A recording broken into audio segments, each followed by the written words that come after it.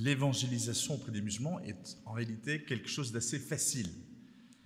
Parfois, on nous dit, lorsqu'on parle de mission Ismérie, de mission Angélus, de l'évangélisation des musulmans, on nous dit vous êtes bien courageux, vous êtes bien audacieux. Et en fait, non, c'est plutôt une solution de facilité, parce que si vous avez déjà fait de l'évangélisation de rue, en fait, vous êtes sans doute rendu compte que les Gaulois, c'est-à-dire nous, les Français de souche d'origine judéo-chrétienne, aujourd'hui, ça ne les intéresse pas beaucoup. C'est comme une éclipse de la foi. C'est l'archevêque de Bamako qui me disait ça un jour. Aujourd'hui, en Occident, c'est comme une éclipse de la foi. Mais qui dit éclipse dit que ça va revenir. D'ailleurs, si on regarde l'histoire de l'Église, et même l'histoire de cette abbaye, je ne sais pas si vous avez lu les panneaux, en fait, il y a eu des moments où c'était du n'importe quoi ici. Puis après, il y a eu des moments où c'était contrôlé, je ne sais plus combien, 26 abbayes, non, 6 abbayes, mais une soixantaine d'églises, 26 prieurés, enfin c'était vraiment très puissant. Puis après, au moment, juste avant la Révolution française, il n'y avait plus que 14 religieux. Bon, il y a des hauts et des bas. Avant la Révolution française, par exemple, alors tout le monde allait à la messe parce que c'était le rite social, il y avait des curés partout, mais la ferveur de l'église à ce moment-là, les abbayes, tout ça, c'était un peu mou. Et ensuite, il y a eu la Révolution française, donc la terreur, tout a été fermé, des prêtres décapités, d'autres obligés de se cacher, les églises transformées en étables ou en dépôts de munitions. Et on se retrouve avec le 19e siècle, où d'un seul coup, là, il y a une véritable résurrection avec un nombre de congrégations naissantes, de vocations sacerdotales et religieuses. On se retrouve à la fin du 19e siècle avec un missionnaire catholique sur 2 dans le monde qui est français. Et ça, c'est inimaginable un siècle avant, au moment de la Révolution française, même avant la Révolution française. Donc tout ça pour dire que cette éclipse de la foi, moi j'y crois beaucoup. Mais en tout cas, pour le moment, c'est vrai que le Gaulois, ça ne l'intéresse pas des masses. En revanche, le musulman dans la rue que vous croisez, ça va l'intéresser. Alors il ne va pas forcément se convertir, mais d'abord il est content de voir un chrétien. Ah tiens, j'ai rencontré un chrétien. C'est un peu comme Frossard, Dieu existe, je l'ai rencontré. Tu vois, les chrétiens existent, j'en ai vu un. Bon. En plus, il n'a pas honte de parler de sa foi, donc double surprise. Et après, voilà, il va y avoir cette discussion qui, normalement, va le toucher. Encore une fois, il ne va pas forcément se convertir, etc. Parfois, ça va partir en débat théologique, ce qu'il faut éviter. Mais il va rester quelque chose, et si on peut, en partant, lui donner une image pieuse ou un petit évangile, si c'est franco-arabe en plus, même s'il ne lit pas l'arabe, ça va le légitimer le texte, le fait qu'il y ait une partie en arabe. Enfin, ça, c'est plutôt l'atelier suivant, enfin, je ne sais plus quand, dans l'après-midi. En tout cas, tout ça pour dire que ça va l'intéresser. Mais, de fait, comme le disait Xavier, ils sont pré-paramétrés pour avoir un certain nombre d'objections. De fait, c'est pas comme si on parlait à un animiste qui n'avait aucune espèce de conviction religieuse, sauf la certitude qu'il y a une transcendance créatrice du monde, sur laquelle cette croyance, le christianisme, peut finalement s'arrimer assez facilement.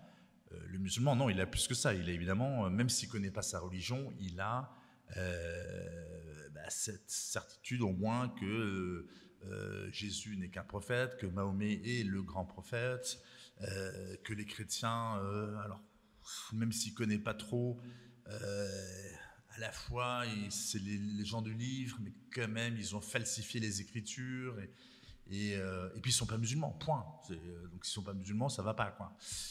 Mais on va voir que donc les quelques objections qui vont rapidement revenir, ça c'est pour déjà des gens qui sont un peu instruits, dans la foi, on peut facilement les contourner, on peut facilement y répondre, et même en utilisant des éléments islamiques, qui auront d'autant plus de poids qu'évidemment c'est leur foi.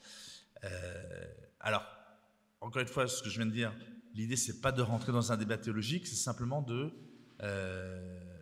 éviter d'en rester à, voilà, il va sortir 2-3 objections, puis là on n'aura plus rien à dire.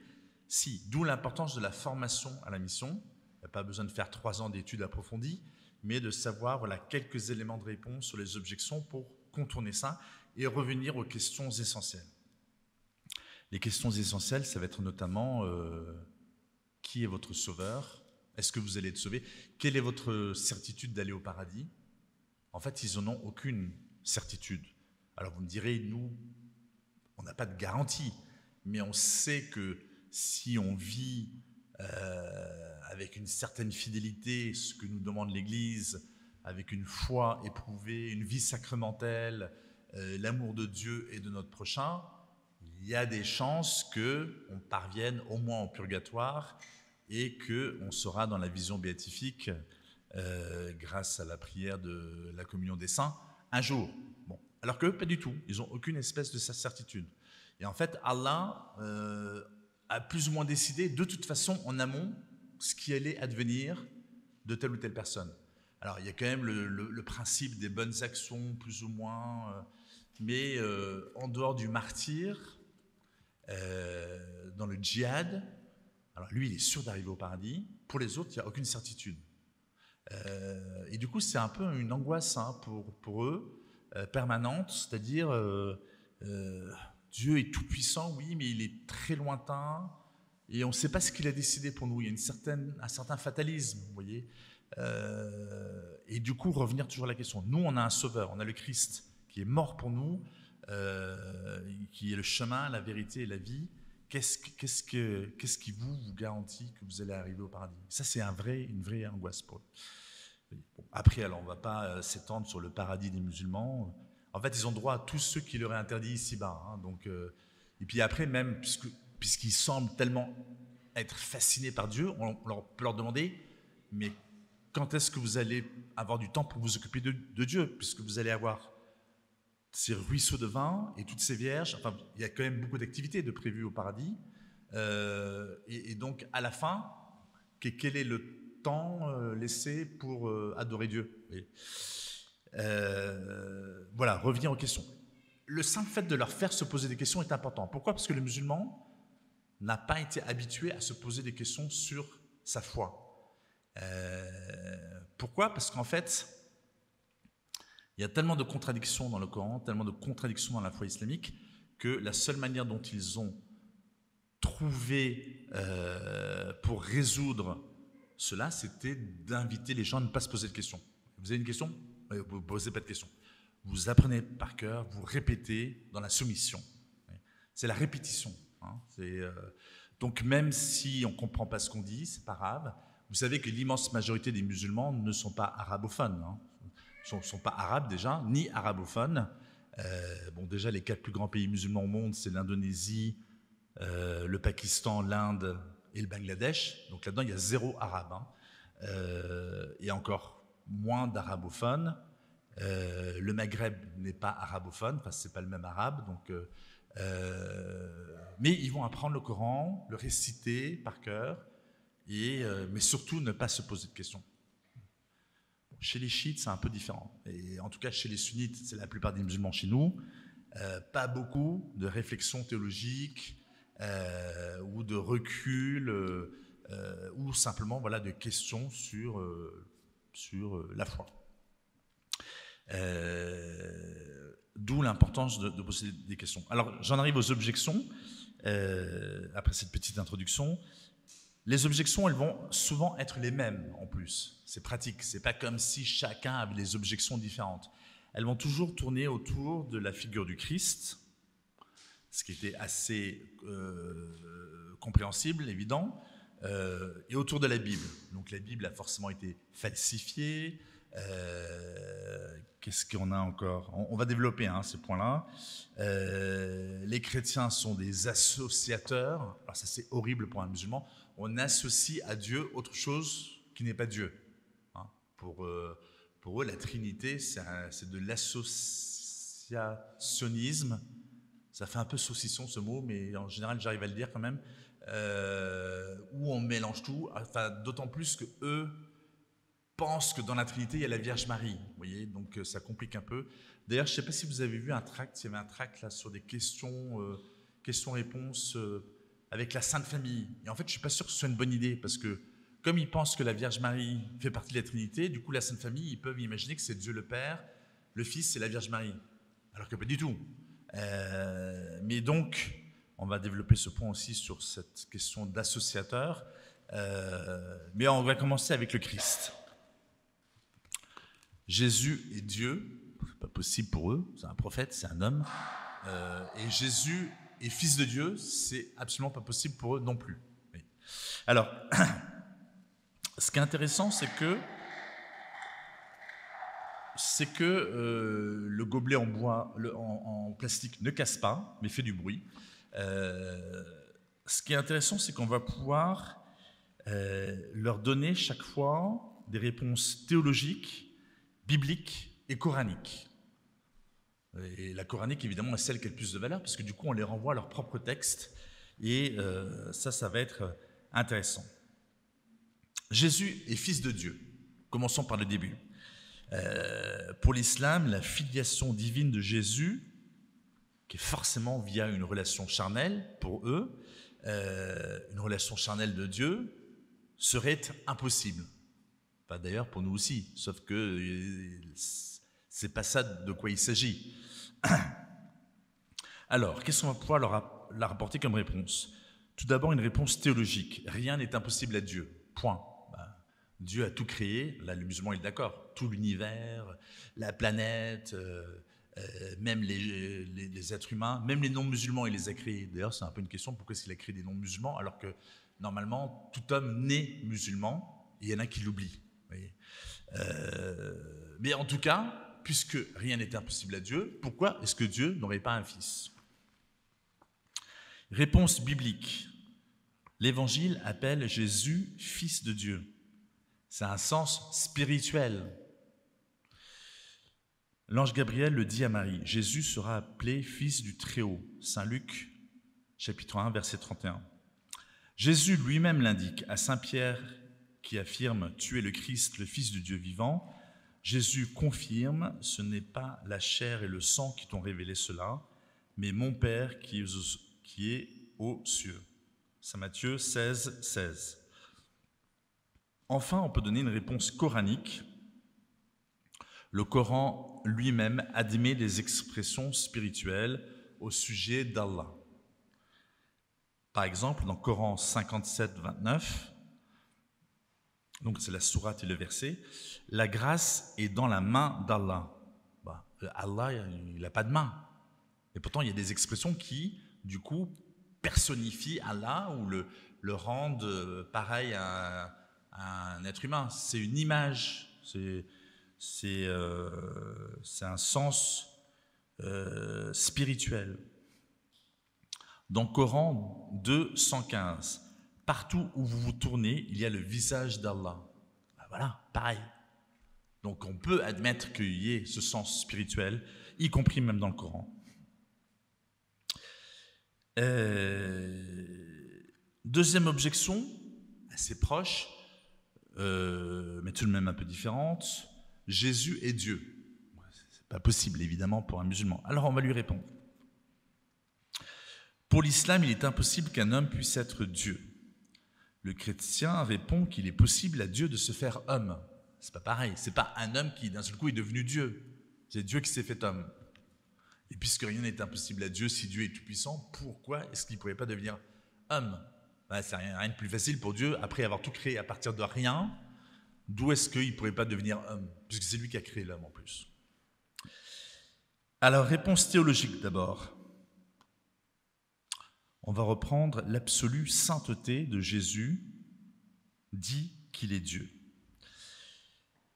Les preuves islamiques contre la divinité de Jésus seraient, tout d'abord, Jésus priait Dieu, et donc il ne pouvait pas être Dieu et se prier lui-même. Voyez. Or Dieu, première personne de la Trinité, par l'incarnation en Jésus-Christ, deuxième personne de la Trinité, est venu précisément montrer aux hommes comment s'adresser à lui, le Père, pour conduire l'humanité à sa perfection. Selon les musulmans aussi, Jésus accomplissait des actes indignes de Dieu. Il mangeait, il buvait, il dormait. D'ailleurs, les pharisiens vont lui reprocher d'être un glouton. Et donc, il ne peut pas être Dieu. Or, seul le péché est indigne de Dieu. Quel péché peut-on imputer à Jésus? Les musulmans reconnaissent que Jésus était un homme beaucoup plus parfait que Mahomet. Mais enfin, non seulement beaucoup plus, mais enfin, encore une fois, quel est le péché qu'on peut imputer à Jésus? Alors, on a des réponses bibliques aussi. Jésus, par ses paroles, ses miracles, montre qu'il est Dieu. Dans l'Ancien Testament, il accomplit les prophéties annonçant la venue de Dieu sauveur. Donc ça, c'est surtout Isaïe, Isaïe chapitre 2, verset 3. Le serviteur souffrant aussi, l'image du serviteur souffrant, Jésus pendant la passion sur la croix, Isaïe 49, versets 1 à 7 et suivant. Dans le Nouveau Testament, Jésus dit « Je suis ». Donc ça, c'est vraiment reprendre l'expression que Dieu utilise pour parler de lui à Moïse dans le buisson ardent.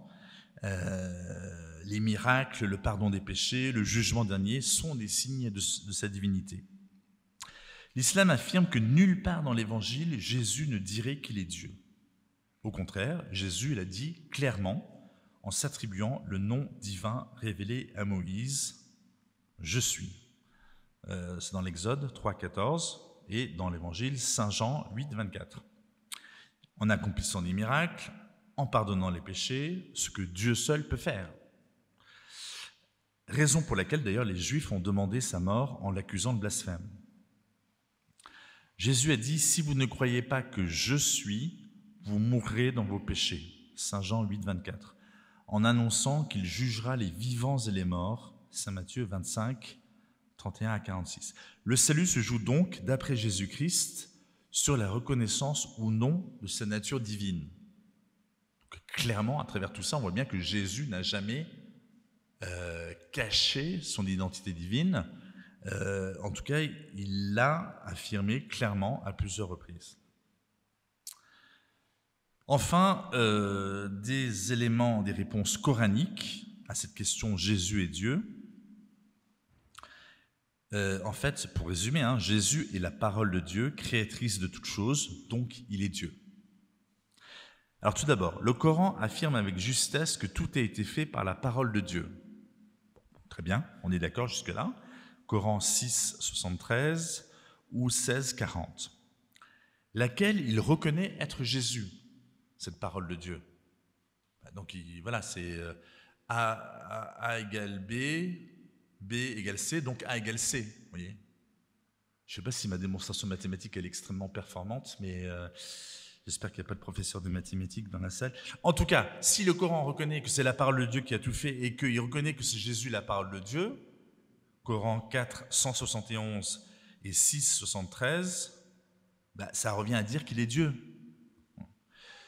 Nier que Jésus soit Dieu tout en affirmant qu'il est la parole de Dieu revient à introduire une division dans la nature divine, ce que l'islam rejette en principe. Enfin, même au-delà de cette division dans la nature divine, il y a juste le bon sens de ce que je viens d'expliquer. Si vous reconnaissez que c'est la parole de Dieu qui a tout fait et que Jésus est la parole de Dieu, a priori, ça confirme ce que nous disons. Autre élément, le Coran reconnaît que Jésus a fait des miracles. Sourate 3, verset 49. Et que Mahomet n'en a jamais fait. Alors, il y en a plein. Sourate 6, verset 37, 7, 203, 13, 7, 13, 38. Si la mission de Jésus a été divinement attestée et pas celle de Mahomet, comment faire confiance à ce dernier? Les questions. Jésus, vous dites que Jésus n'est pas Dieu, mais vous reconnaissez lui-même qu'il est la parole de Dieu, vous reconnaissez lui-même qu'il a fait des miracles et pas Mahomet. Continuons. L'islam a gardé de la révélation chrétienne la foi dans le retour de Jésus comme juge des vivants et des morts. Ça, c'est une dinguerie. Le prophète a dit, donc là je cite Bokhari, vous savez c'est les hadiths. Dans l'islam il y a le Coran et il y a les hadiths, c'est un recueil de toutes les paroles, pas peut-être toutes, mais de beaucoup de paroles et de gestes de Mahomet et de ses premiers disciples. Bokhari 2222 et 3448. Muslim, un autre auteur de hadith, 155. Le prophète a dit, le prophète Mahomet, donc, je jure par Allah, Issa ibn Maryam, Jésus fils de Marie, descendra jugeant l'humanité avec justice. Si c'est Jésus qui doit revenir juger les hommes, c'est ce que les musulmans croient. Il va juger Mahomet même. Alors que Dieu seul, à qui rien n'est caché, peut le faire, l'islam ne reconnaît-il pas ainsi lui-même la divinité de Jésus? Vous voyez? Là, vous en avez pour un moment, hein, avant qu'il se sorte de ça, le pauvre musulman. Jésus, c'est la parole de Dieu. Et c'est la parole de Dieu qui a tout créé. Et il a fait des miracles. Et c'est lui qui veut venir juger l'humanité. Mais qu'est-ce que vous attendez pour croire en lui?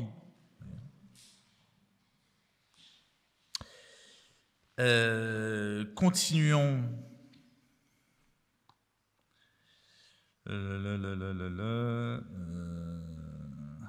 Bon, ça suffit. C'est pas mal, déjà, pour Jésus et Dieu.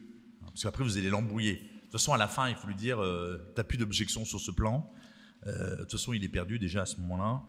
Et il faut revenir à la question qu'est-ce qui fait que tu vas être sauvé? Tu vas pouvoir faire des bonnes actions, mais puisque Allah a déjà plus ou moins décidé de ton sort, à quoi ça sert en fait? Alors, après avoir parlé de Jésus, est-ce qu'il est le Fils de Dieu? Est-ce qu'il est Dieu? On va parler de la Bible. Pour la plupart des musulmans, de toute façon, ils vont refuser les références bibliques. C'est pour ça que c'est intéressant d'avoir des références coraniques, au motif que le texte aurait été falsifié par les chrétiens.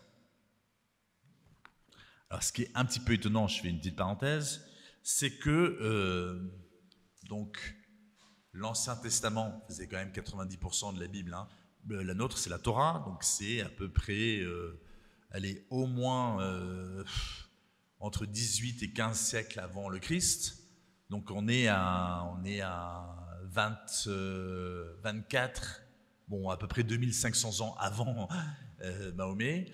Et puis les évangiles, bon, allez, si on veut bien, c'est 7 siècles avant le Christ, l'arrivée de l'islam, ou 6,5, même si après ce dont vous avez dit ce matin, vous aurez compris que c'est sans doute un peu plus. L'islam va reprendre tout un ensemble d'éléments qui sont dans la Bible, hein, dans l'Ancien Testament et le Nouveau Testament. Alors, soit ils inventent une autre religion, soit à un moment donné, ils reprennent quasiment le décor, l'histoire, les personnages, et là, ils vont les changer, vous voyez? Mais ils vont les changer, donc, entre 600 et 2400 ans après que la VO soit sortie. Hein. Par exemple, l'histoire d'Isaac, le sacrifice d'Isaac, pour les musulmans, c'est pas Isaac, c'est Ismaël. Mais inventez autre chose, les gars. Prenez pas la même histoire, vous voyez, ça n'a aucun sens. C'est comme si 2400 ans après Walt Disney, bon, 1950, 2000, 2400, ça fait 4000. En l'an 4150, quelqu'un arrivait en reprenant l'histoire de La Belle au bois dormant, et il disait, en fait, c'est pas une pomme qu'elle a croquée, c'est une banane, et elle est morte de ça, vous voyez. Inventer une autre histoire, mais prenez pas les mêmes personnages pour dire...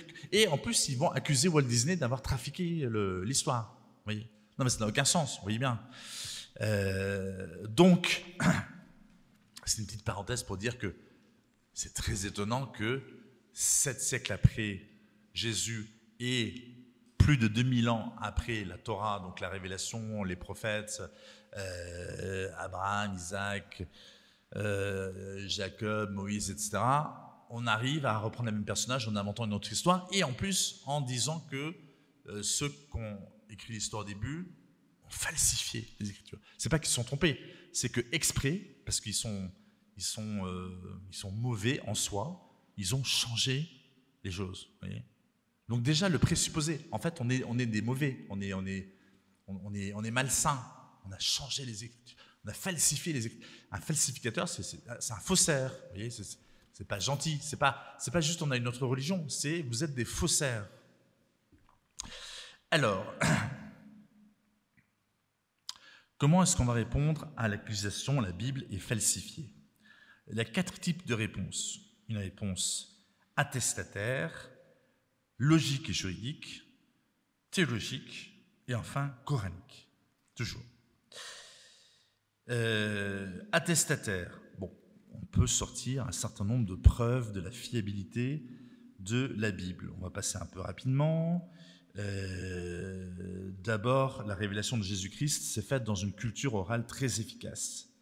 Les paroles de Jésus, les événements de sa vie ont été appris par cœur et transmis avec fiabilité et fidélité dans une culture orale exigeante, et ça a été mis par écrit très rapidement. On dit souvent, pas avant le début du IIe siècle et tout.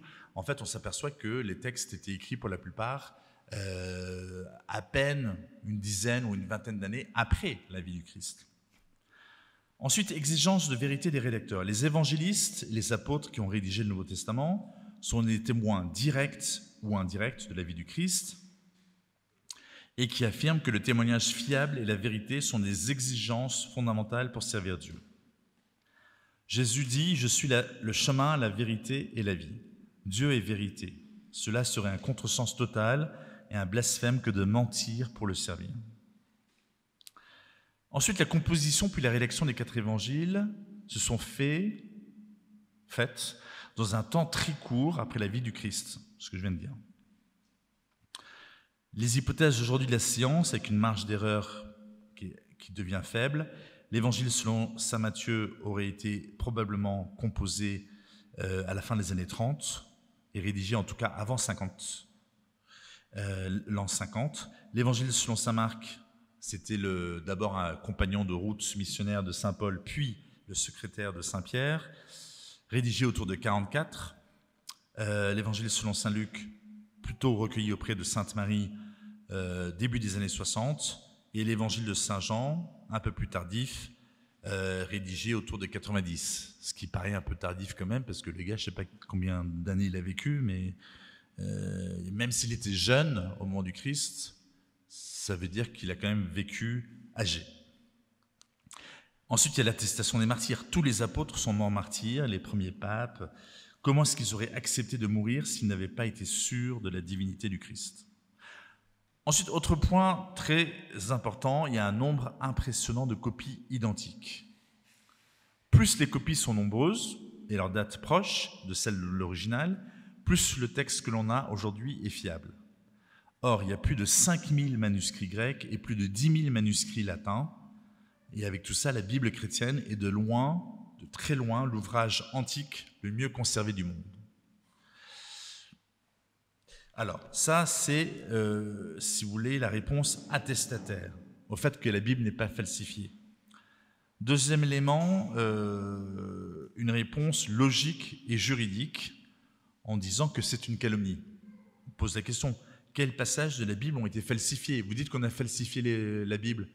Ben dites-nous, où est-ce qu'on a falsifié? Quand? Par qui? Qui a fait ça? Quelles preuves? Est-ce que vous avez des preuves pour montrer qu'on a falsifié l'écriture?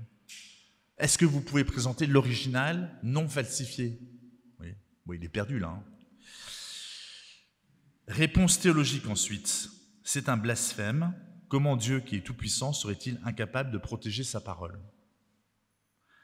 Dans l'évangile selon saint Luc 21-33, le ciel et la terre passeront, mes paroles ne passeront pas.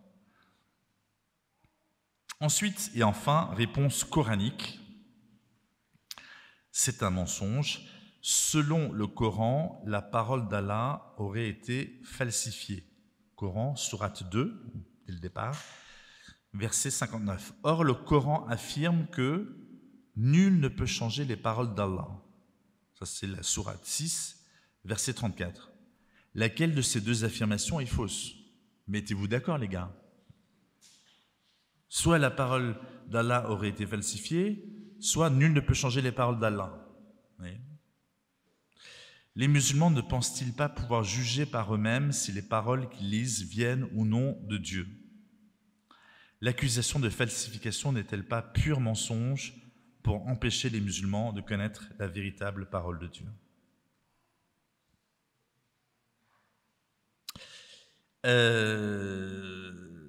Ensuite, il va y avoir des questions sur les chrétiens, d'une manière générale, ce que je disais tout à l'heure, les associateurs. Et ils vont aussi vouloir dire qu'on a le même Dieu. Ça, c'est très important aujourd'hui. Les salafistes, les extrémistes musulmans, leur approche pour nous attirer à eux, c'est de dire, écoutez, on a quasiment la même religion, on est fils d'Abraham, on a Jésus et Marie, venez chez nous. D'où l'importance de se former à l'islam. Pas peut-être d'y passer des heures et des heures, vaut mieux lire la Bible que le Coran, mais quand même d'avoir un minimum de compréhension des différences entre eux et nous, pour pas qu'il y ait d'amalgame. Du point de vue de Dieu, oui, il y a un seul Dieu, donc dans ce cas-là, on peut dire qu'on a le même Dieu. Mais du point de vue des hommes et des doctrines, du coup, c'est pas du tout la même chose. Seuls les chrétiens reconnaissent Jésus-Christ comme Dieu et Sauveur. Bon, je rappelle quelques passages de l'Évangile. Saint Marc 16, 16. Celui qui croira et sera baptisé sera sauvé. Celui qui refusera de croire sera condamné. Dans Saint Jean 8, 24, si vous ne croyez pas que moi je suis, le Christ qui dit ça, vous mourrez dans vos péchés. On n'a pas le même Dieu. Ensuite, les chrétiens, sur la question de l'associationnisme. On a un seul Dieu, on n'a pas trois dieux. D'ailleurs, en Orient, on dit au nom du Père et du Fils et du Saint-Esprit, trois personnes en un seul Dieu. Je ne sais pas, il y a une expression, en tout cas, ils répètent le fait que c'est un seul Dieu, pour justement pas laisser les musulmans, si quelqu'un connaît la vraie formule, c'est ça, Voilà, exactement. La Sainte Trinité est composée du Père, du Fils et du Saint-Esprit, ok, mais c'est un seul Dieu, on est bien d'accord, en trois personnes distinctes, qui chacune sont Dieu, et qui ne constituent pas ensemble trois dieux, mais un seul et même Dieu. La raison, elle peut admettre ce genre de choses. Vous savez que foi et raison, c'est... Bien sûr, il y a un moment donné, il faut la grâce pour avoir la foi, mais même à travers la raison, on peut arriver à la contemplation de Dieu. Cette question de Trinité. Moi, je suis triplé déjà, donc c'est plus facile pour moi. Bon, même si c'est pas tout à fait pareil, évidemment. Alors, revenons sur les triunités qui sont présentes dans la nature. Prenez l'eau. Elle peut se présenter sous forme liquide, sous forme de glace, sous forme de vapeur. Ça reste de l'eau. Oui. Le soleil, c'est à la fois un feu, de la chaleur et de la lumière.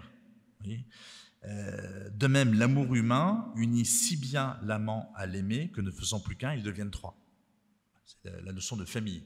Toutes ces expressions montrent que 3 égale 1, c'est possible, ce n'est pas quelque chose d'absurde. La Trinité est inscrite dans la Bible aussi. On est toujours sur la réponse biblique là. La Trinité de Dieu est inscrite dans l'Ancien Testament, par exemple dans le Sanctus, Saint, Saint, Saint, le Seigneur Dieu de l'univers. Je ne sais pas si vous avez jamais fait attention à ça. Le fait qu'on dise 3 fois Saint, alors que c'est dans l'Ancien Testament, préfigure en quelque sorte la Trinité. Ils auraient pu dire 4 fois Saint, pourquoi pas, ou 5. Ainsi de suite. Non, 3. Et dans le Nouveau Testament, bien sûr, à plusieurs moments. Réponse coranique. Donc Marie ferait partie de la Trinité. Ça, c'est Allah qui s'est trompé dans le Coran, ou alors ils étaient mal renseignés. Puisque pour l'islam, Allah est inconnaissable, comment peut-il dire que Dieu est ou n'est pas Trinité? Vous dites que vous ne pouvez pas connaître Dieu. D'où est-ce qu'il ne serait pas Trinité? Vous voyez? Autre réponse. Les chrétiens sont accusés par le Coran d'associer au Dieu unique d'autres pseudo-divinités que seraient Jésus, Issa et Marie. Ce que je vous disais tout à l'heure. Marie ne fait pas partie. Alors déjà, pour les protestants, c'est compliqué de comprendre notre relation à la Vierge Marie. Donc admettons qu'ils ont des circonstances atténuantes, les musulmans, mais tout de même, on n'a jamais dit que Marie faisait partie de la Trinité. Vous voyez ? La Trinité chrétienne a toujours été constituée de Dieu le Père, le Fils et le Saint-Esprit. Comment le Coran, s'il vient d'Allah, peut-il commettre une telle erreur? L'islam, qui se prétend religion du monothéisme pur, est en réalité un associationnisme. Ça, c'est intéressant. Toujours pareil, on reproche aux autres, en fait, nos propres travers, souvent. ou défaut, ou conscient ou inconscient. Car on ne sait pas distinguer Mahomet d'Allah dans les prérogatives divines qu'ils exercent. Par exemple, Coran 72, 23 ou 33, 57. Quiconque désobéit à Allah et à son envoyé aura le feu de l'enfer. Mais alors, c'est si on désobéit à Allah ou à Mahomet? Vous voyez? Qui est vraiment associateur dans cette histoire? Comme Allah est inconnaissable, on ne le connaît que par le Coran et Mahomet. Aucun des trois n'est séparable de l'autre. En fait, on peut dire que c'est l'islam qui associe à Allah, Mahomet et le Coran. On retrouve une trinité. Vous voyez? L'islam, en écartant l'idée d'incarnation de Dieu qui se fait homme, justifie les violences exercées contre les chrétiens, qualifiés d'associateurs et voués à l'enfer. Alors, les citations, il y en a un, Coran 5, 72, 9, 17. Car ils sont capables du seul péché irrémissible, Allah ne permet pas qu'on lui associe d'autres dieux. Coran 4, 48. Et donc, ça empêche les âmes musulmanes d'avoir accès à la foi chrétienne et donc à leur salut. Et quoi qu'on fasse, et autant de dialogues qu'on puisse faire avec eux, et autant de couscous qu'on puisse manger avec eux, à la fin, on sera toujours des associateurs qui est le péché irrémissible par définition. Alors, je vais terminer parce qu'il est déjà 14h30.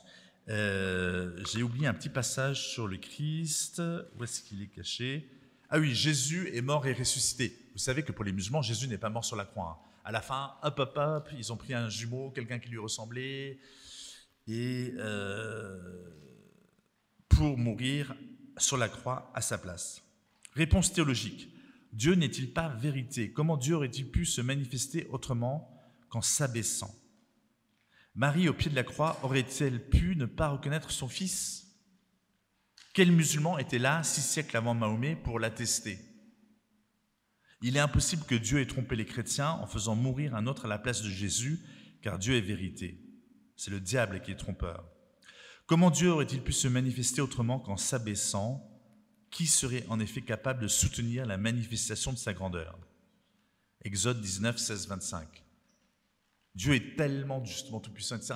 S'il ne s'abaisse pas, comment est-ce qu'on aurait pu le voir, le comprendre un peu plus, le saisir, ne serait-ce que d'une manière petite, mais infiniment supérieure, à s'il ne s'était pas manifesté de cette manière? Réponse biblique, un peu ce que j'ai dit tout à l'heure, qui aurait accepté le martyre si Jésus n'était pas mort et ressuscité? Pourquoi les apôtres de Jésus ont-ils accepté les pires souffrances et le martyre si tant de monde n'avait vu Jésus ressuscité et si cette résurrection n'avait pas eu lieu? Jésus est venu assumer notre existence jusque dans la mort afin de nous en arracher pour nous introduire dans la vie divine. Ayant souffert et étant tombé sous le poids de la croix, notre Dieu est capable de comprendre ceux qui souffrent et tombent. En comparaison, l'islam ne laisse-t-il pas les hommes bien seuls face à la mort? Enfin, la réponse coranique à la question « Jésus est mort et ressuscité ». Si Jésus n'était qu'un prophète comme un autre, Coran 19:30, pourquoi les musulmans refusent-ils d'accepter qu'il ait été crucifié au motif que cela serait indigne d'un envoyé de Dieu, alors qu'ils reconnaissent que les prophètes qui l'ont précédé ont toujours été persécutés et tués? Coran 2, 61, 3, 112, 5, 70.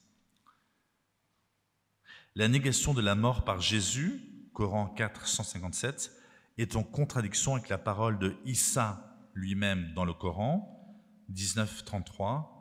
Que la paix soit sur moi le jour où je naquis, le jour où je mourrai, le jour où je ressusciterai. Bon, même le Coran dit que le Christ, il est mort, il est ressuscité. Donc pourquoi est-ce que vous nous fatiguez avec cette question? Revenons aux questions.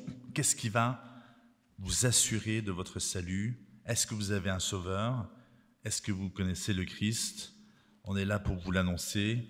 Prenez un évangile, cachez-le si vous voulez, mais commencez à le lire et après on en repart. Merci beaucoup.